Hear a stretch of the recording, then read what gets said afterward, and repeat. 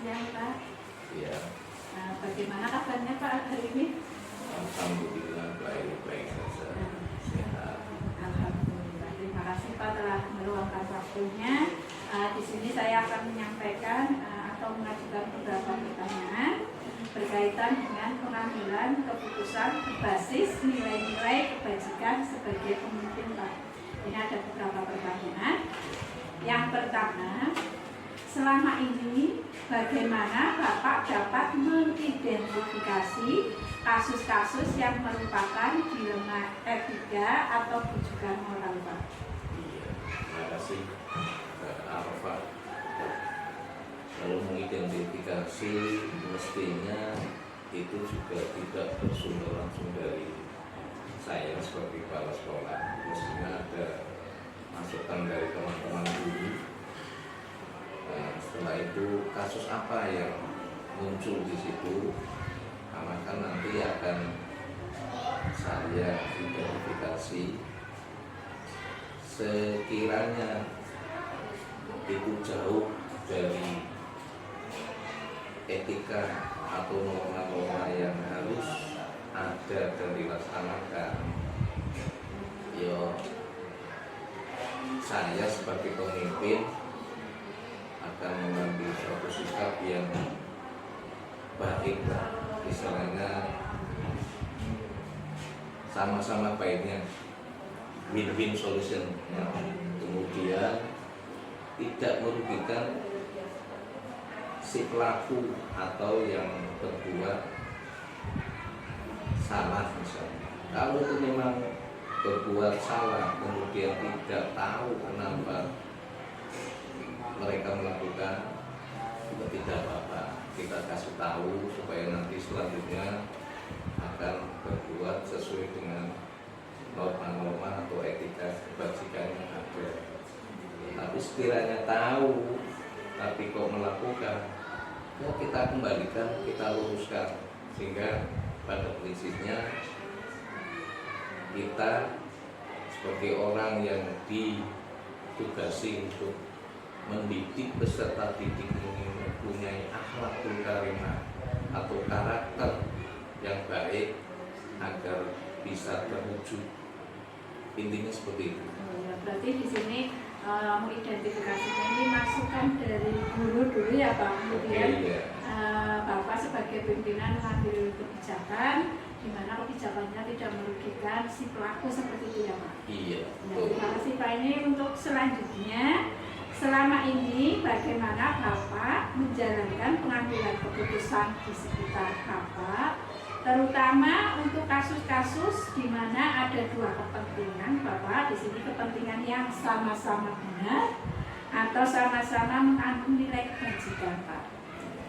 Kembali seperti tadi, kalau ada hal semacam itu ya intinya seperti tadi, win-win solution, artinya tidak berpihak maupun melemahkan yang satu kemudian mengunggulkan yang lain, memenangkan satu kasus tapi merugikan kasus lain. Intinya ya mari kita pahami bahwa ya sudah wajar lah, lumrah kalau di dunia pendidikan khususnya yang menyangkut tentang perilaku siswa dan sebagainya, itu sehingga ada kontra dan pro.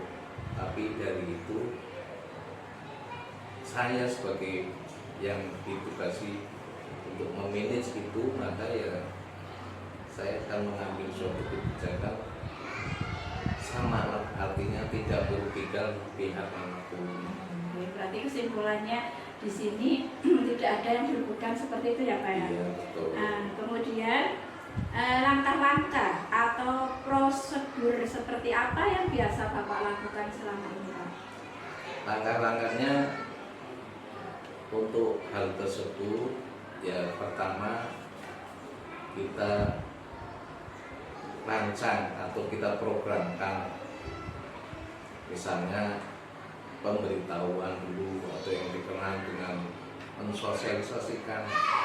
Kita pengennya apa? Kita sosialisasikan dulu dengan warga sekolah yang di situ ada siswa, ada teman-teman guru, warga tenaga kependidikan dan seterusnya yang pada akhirnya mereka akan tahu, oh ternyata ada program-program semacam ini, sehingga suatu saat kita melangkah mereka tidak kaget karena sudah diberitahukan awal-awalnya.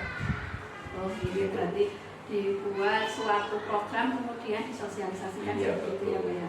Nah, kemudian hal-hal apa saja yang selama ini Bapak anggap efektif dalam pengambilan keputusan pada kasus-kasus dilema etika tadi Pak, yang baik benar dan benar, yang paling efektif menurut Bapak selama ini apa Pak?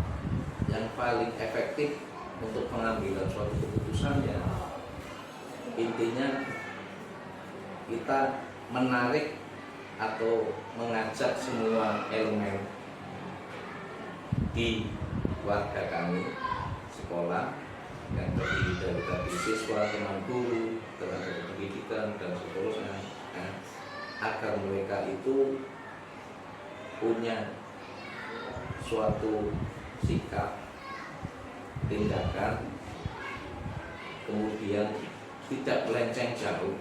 Kalaupun melenceng jauh ya seperti tadi kita tarik, tak ingatkan kembali.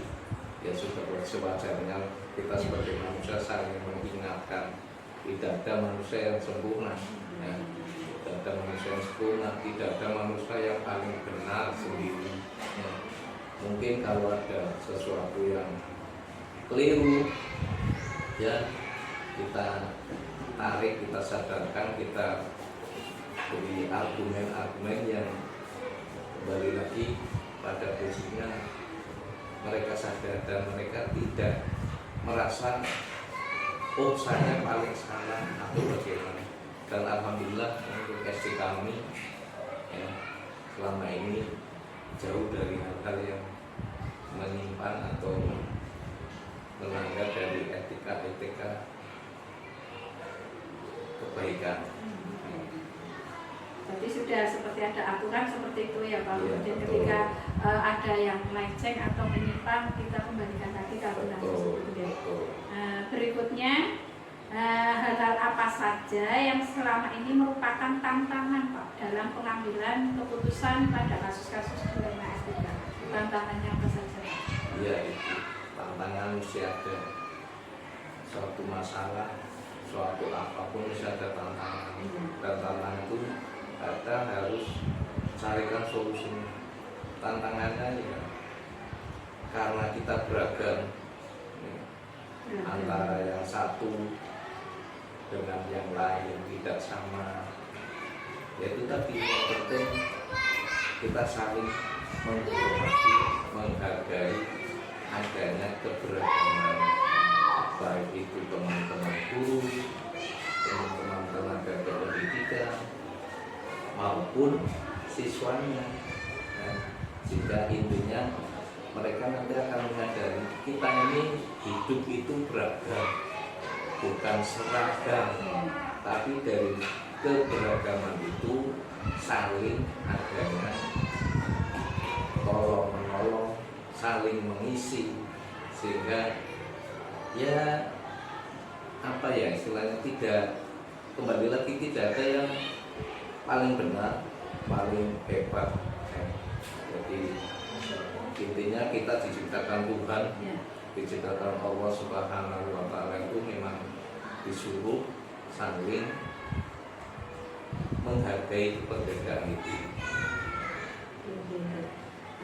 Berikutnya ini Pak, ketika Bapak memiliki sebuah, apakah Bapak memiliki sebuah tata cara atau sebuah jadwal tertentu dalam sebuah penyelesaian kasus dilema etika? Kemudian apakah Bapak langsung menyelesaikan di tempat atau memiliki sebuah jadwal untuk menyelesaikannya? Kemudian bentuk atau prosedur apa yang Bapak jalankan? Di sini apa langsung diselesaikan, apa nanti dijadwal dulu, prosedurnya bagaimana? Iya, saya yakin setiap pemimpin itu punya suatu program-program perencanaan Jadi misalnya dalam hal apa kita nanti akan merencanakan dan dalam hal apa kita akan menyelesaikan. Semacam misalnya hal-hal persoalan tentang berkaitan dengan etika atau kebaikan, ya mesti saya punya. Tapi itu nanti tergantung dari kasusnya. Kalau kasusnya itu perlu diselesaikan dengan segera, ya kita selesaikan dengan segera. Tapi dengan cara tadi, saya tidak ingin menyelesaikan suatu kasus yang menimbulkan kasus baru. Ya. Jadi win-win solution itu mesti saya terapkan. Ya. Jadi tidak boleh kasus lama selesai timbul kasus baru. Maka itu pun harus kita saling mengerti lah di antara warga sekolah ini. Kemudian apa tadi? Langsung apa nanti dari prosedur itu?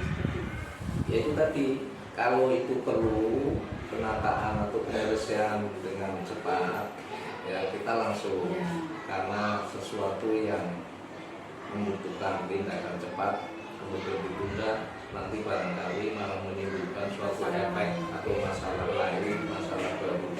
Maka kita lihat per kasusnya, dan mudah-mudahan selama ini tidak ada kasus dan semacam itu. Jadi kita melihat kasusnya, ya kalau harus segera ya segera, kalau perlu waktu ya perlu waktu seperti ya Pak. Nah kemudian adakah seseorang atau faktor-faktor apa yang selama ini mempermudah atau membantu Bapak dalam pengambilan keputusan dalam kasus-kasus dana itu?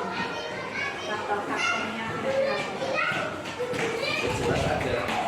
Seorang pemimpin tidak akan mungkin berjalan sendiri menangani dengan berbagai macam masalah, ya, di sebuah lembaga atau institusi tanpa kemitraan. Saya punya mitra, teman-teman guru. Itu juga guru tidak akan berjalan sendiri tanpa adanya kemitraan dengan kepala sekolah. Intinya ya kita saling kerjasama, kita saling terkait. Guru itulah sebagai partner kami dalam suatu penyelesaian program, perencanaan masalah dan solusi ke depannya. Berarti adanya sebuah kemitraan yang kerjasama kan, Pak. Ya. Nah kemudian yang terakhir ini Pak, dari semua hal yang telah disampaikan, kira-kira pembelajaran apa yang dapat Bapak petik dari pengalaman Bapak mengambil keputusan sebenarnya itu? Ada pembelajaran dari Bapak? Iya, ini sangat banyak sekali ya, pembelajaran yang kami petik, khususnya pada teman-teman. Ya, kami berpesan, ya setiap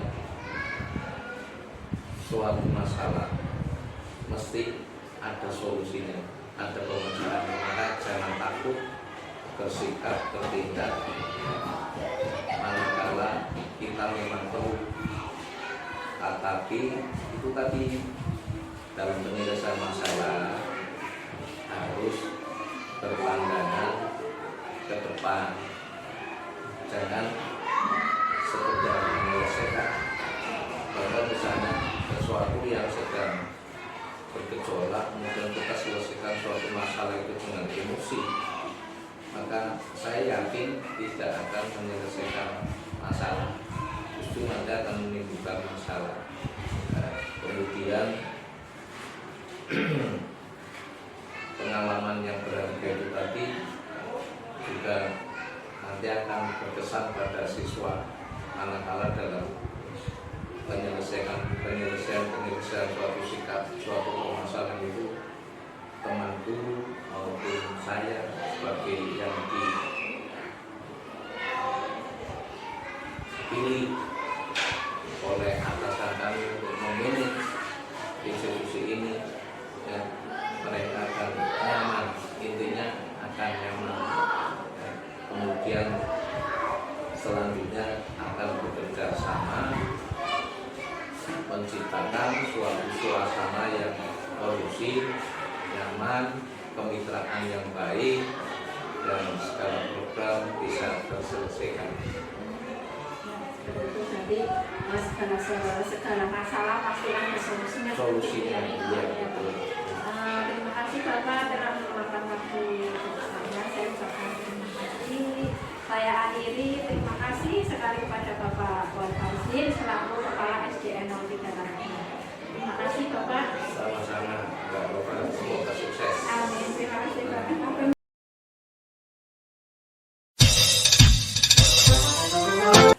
Assalamualaikum Bu.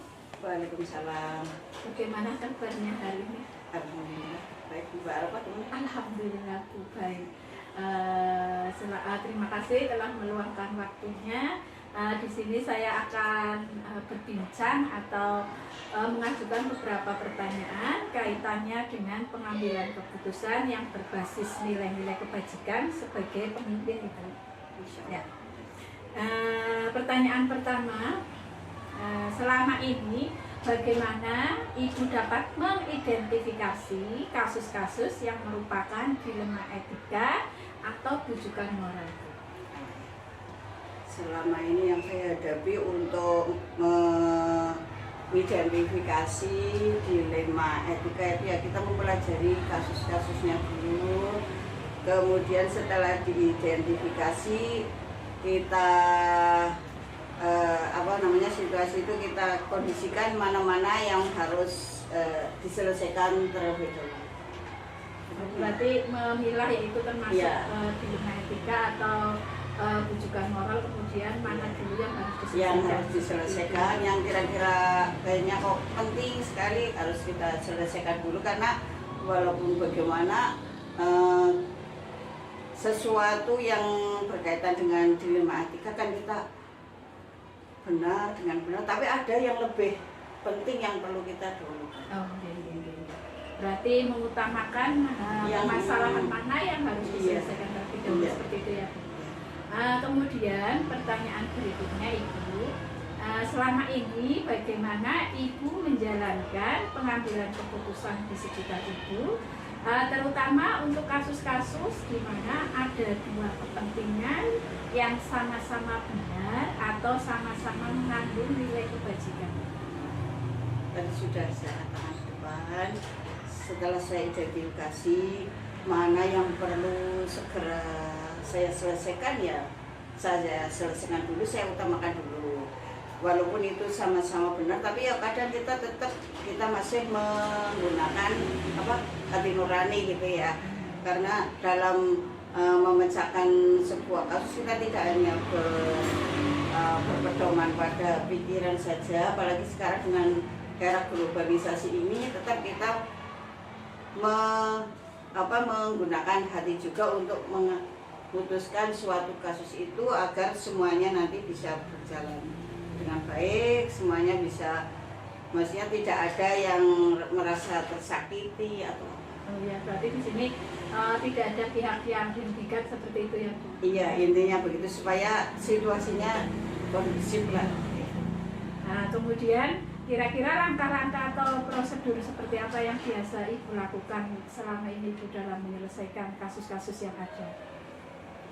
Ya, setelah tadi saya menyelesaikan yang perlu didahulukan mana gitu, kemudian kita tadi kan sudah diidentifikasi ya Mbak ya, Ya, kita yang pertama berarti mengidentifikasi. ya, kemudian yang perlu kita selesaikan dulu ya kita selesaikan supaya tidak, kalau ada kasus tidak terlalu maksudnya bertele-tele, karena apa, walaupun itu hal yang sepele, kalau tidak segera kita selesaikan nanti bisa menjadi masalah yang besar, masalah yang Berarti di sini mengidentifikasi, kemudian menyelesaikan masalah mana yang lebih penting seperti itu ya. iya. Kemudian hal-hal apa saja yang selama ini Ibu anggap efektif dalam pengambilan keputusan pada kasus-kasus dilema etika? Dalam yang Paling efektif ya, yang kita menggunakan 3 prinsip, yaitu prinsip berpikir kritis ya. Pada akhirnya kemudian kita tetap orientasinya pada aturan yang benar dan juga menggunakan tadi hati nurani atau rasa peduli.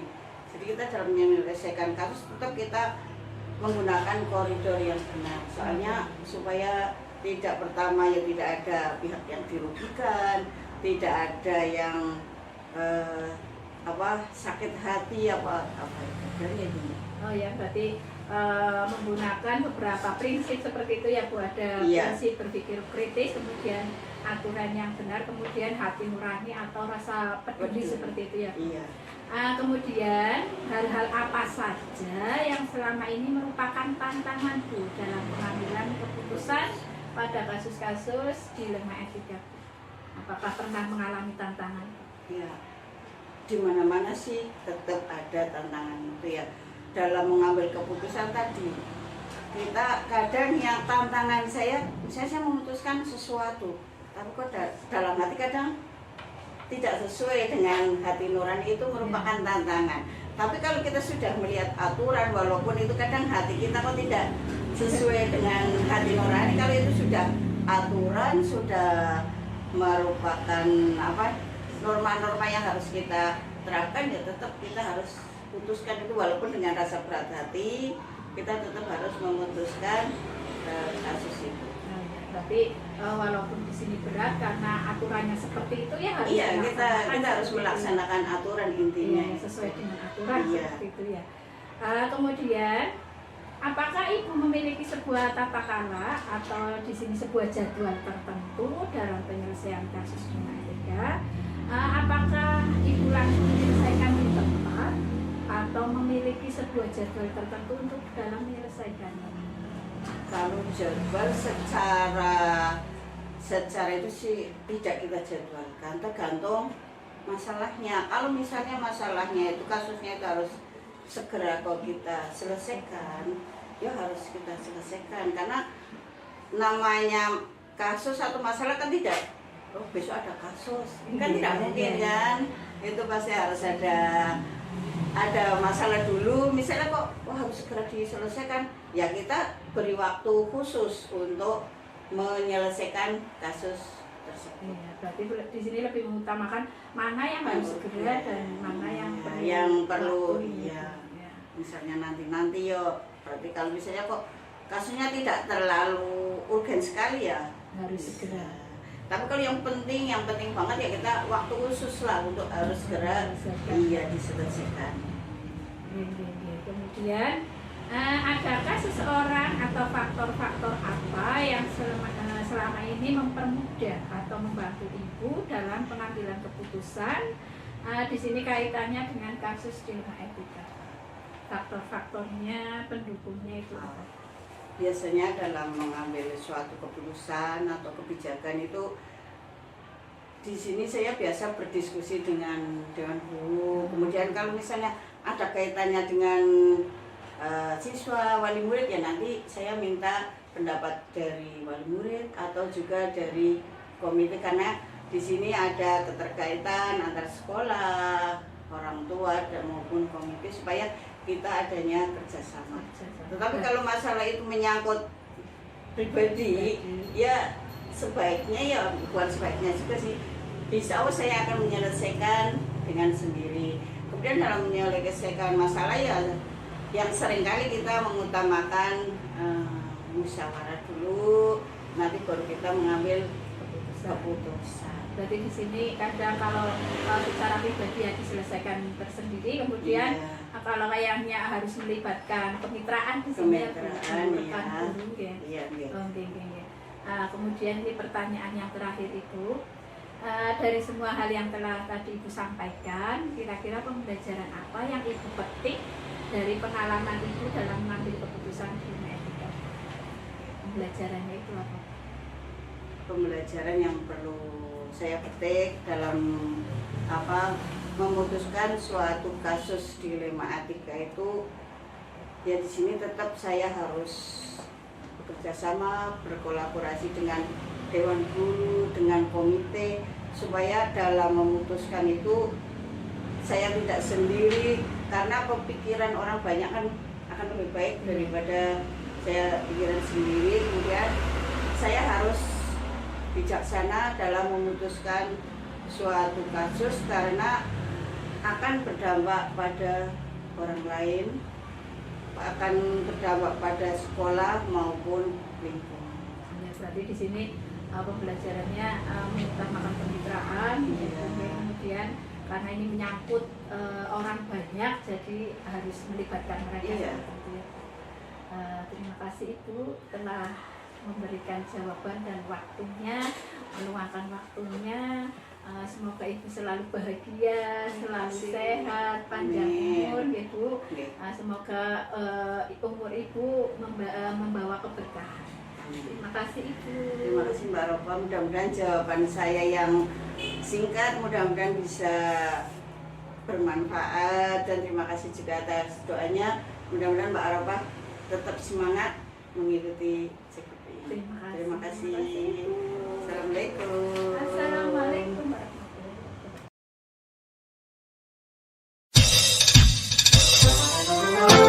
Assalamualaikum Ibu. Waalaikumsalam. Bagaimana kabar hari ini? Alhamdulillah, bagus telepon sehat, waras, bagas. Alhamdulillah ya. Pada kesempatan kali ini saya akan mengajukan beberapa pertanyaan kaitannya dengan pengambilan keputusan berbasis nilai-nilai kebajikan sebagai seorang pemimpin. Ya. Saya tak jawab. Ini pertanyaan langsung saja ya Bu Niki. Boleh. Monggo. Selama ini bagaimana Ibu dapat mengidentifikasi kasus-kasus yang merupakan dilema etika atau rujukan moral? Ya, memang sebagai seorang kepala sekolah, ya pasti siapapun yang jadi kepala sekolah pasti akan menghadapi kadang-kadang pilihan-pilihan yang membuat kita bingung untuk memilih menentukan mana yang terbaik. Ada kalanya kalau yang jelas-jelas tidak sesuai dengan aturan dengan yang sesuai dengan aturan tak jelas ya, mungkin yang termasuk rujukan moral itu ya, itu sudah jelas. Oh ini tidak sesuai, berarti kita tidak kita pilih yang sesuai dengan aturan. Tapi yang mungkin yang sama-sama baiknya, yang sama-sama kayaknya ini benar semua, tapi ini mana yang harus kita tentukan, ini yang kadang-kadang kita harus menganalisis betul kasus-kasus ini supaya nanti tidak salah Berarti menitik beratkan pada pemilihan dilema etikanya seperti itu ya Bu, mana kasus-kasus yang besar dan seperti itu ya. Kemudian selama ini bagaimana Ibu menjalankan pengambilan keputusan di sekitar Ibu? Sini terutama kasus-kasus di mana ada dua kepentingan yang sama-sama benar atau sama-sama mengandung nilai kebajikan. Kalau saya biasanya kami diskusikan dengan Bapak Ibu, tapi ya tetap keputusan nanti ada di kepala sekolah dan pimpinan. Namun saya selalu berusaha untuk ini supaya dalam mengambil keputusan itu yang terbaik dari yang baik-baik gitu ya. Jadi oh ini kok yang baik, ini ya baik, berarti kita nanti harus mana ya di antara keduanya yang terbaik, yang resikonya kecil, yang manfaatnya nanti lebih besar. Itu saya kira itu yang harus kita pilih, harus kita ambil sikap. Kemudian ya yang jelas ya kita harus menganalisis secara mendalam dengan pertimbangan yang dikaji dengan pertimbangan maksimal ya, sehingga nanti apa yang kita ambil itu bisa kita tangkap. Berarti mencari alternatif mana yang baik dari yang baik dan ambil yang terbaik seperti itu. Ya menurut saya dan menurut insya Allah ya, karena ini sama-sama baik kan tentu yang ini yang banyak resikonya lebih kecil, kemudian manfaatnya terutama pikiran anak gitu ya. Mengurangi berbagai risiko dan memberikan manfaat yang lebih banyak seperti itu ya. Kemudian langkah-langkah atau prosedur seperti apa yang biasa Ibu lakukan selama ini? Biasanya kami Mbak, karena kita sampaikan ke Bapak Ibu guru, Bapak Ibu ini kok ada seperti ini tidak benar ya anaknya ya.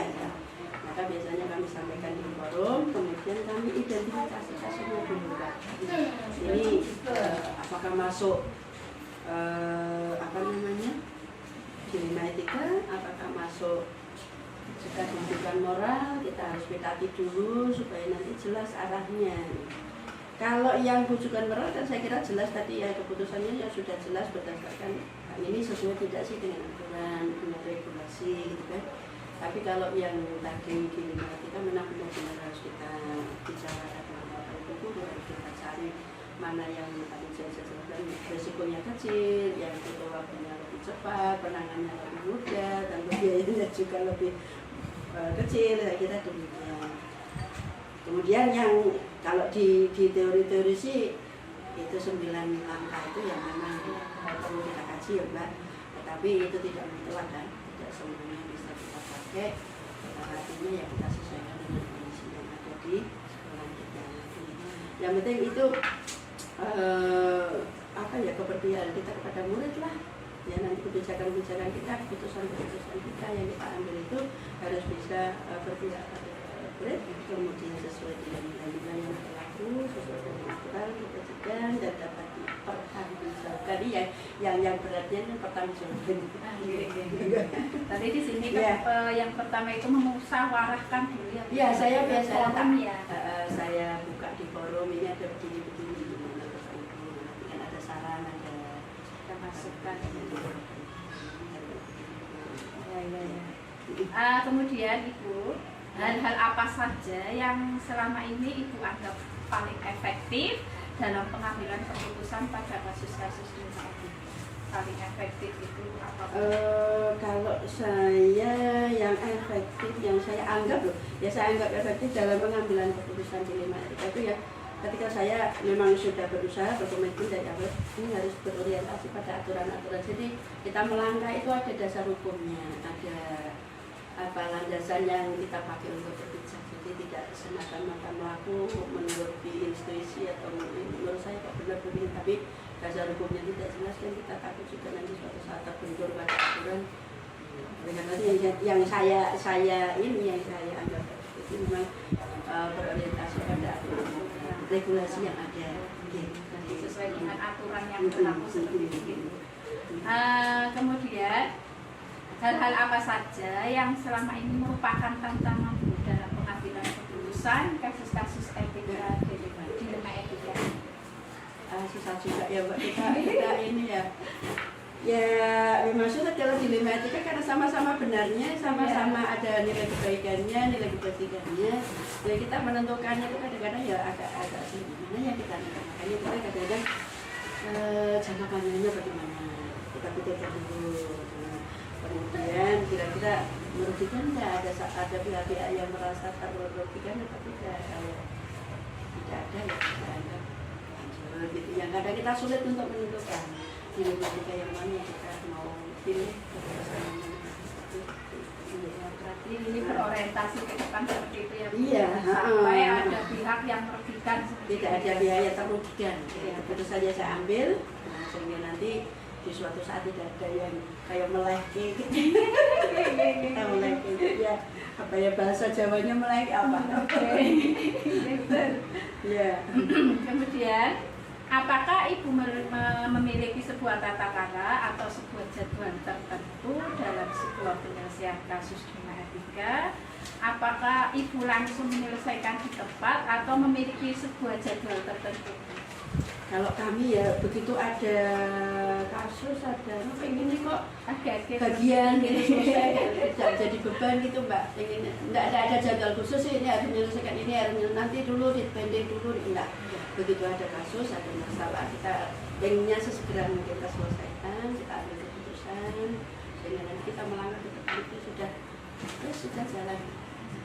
Kalau nunggu nanti ya, kalau tidak berkembang masalahnya, kalau berkembang nanti malah tambah repot kita nanti malah menambah masalah baru seperti itu ya. Betul, kasusnya nanti malah melebar-lebar, susah untuk mengatasi. Berikutnya Bu, adakah seseorang atau faktor-faktor ya dalam masa selama ini ketika Ibu yang dapat mempermudah atau membantu Ibu dalam pengambilan keputusan dalam kasus etika dilema etika? Faktor-faktornya. Kalau kami, alhamdulillah sih Banjaran 1 solid ya Mbak. Jadi tenaga gurunya mendukung. Jadi kalau kita ngajak diskusi, ngajak ngobrol, menentukan penyelesaian masalah, pemecahan kasus yang ada itu gampang, tidak rubuhkan gitu ya. Jadi ini yang menjadi modal kami, menjadi apa yang namanya yang mempermudah saya selama ini berada di sini, sehingga saya merasa betah di sini. Pengennya sendiri sampai di sini. Pengennya jauh lebih dari sampai di sini. Semoga saja. Amin, amin, amin. Berarti di sini adanya kesulitan dalam kerja tim seperti itu ya. Tim kami insya Allah solid. Jadi kami kalau ada masalah itu ya sebagian diselesaikan, selesai sudah. Tidak masih banyak. Bisa kita katakan ya. Ini yang terakhir dari semua hal yang telah Ibu sampaikan tadi, kira-kira pembelajaran apa yang dapat dipetik dari pengalaman Ibu mengambil keputusan pembelajarannya? Kematian mental enggak. Saya kira enggak.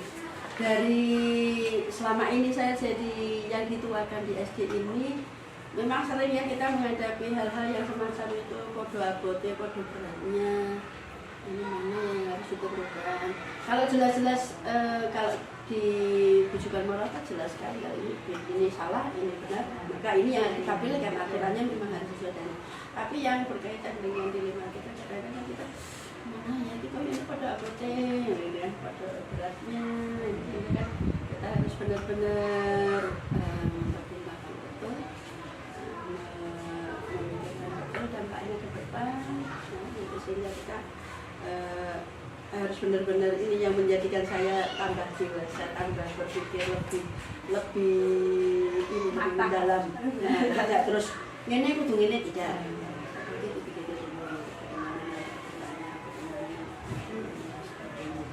Jadi lebih rada tenang. tidak keburu-buru mengambil keputusan. Takutnya nanti salah di tengah jalan malah berdampak lebih besar. Berarti di sini adanya kematangan. Ya betul. Ya emosi juga, emosi juga lebih dewasa ya mikirnya rada tenang.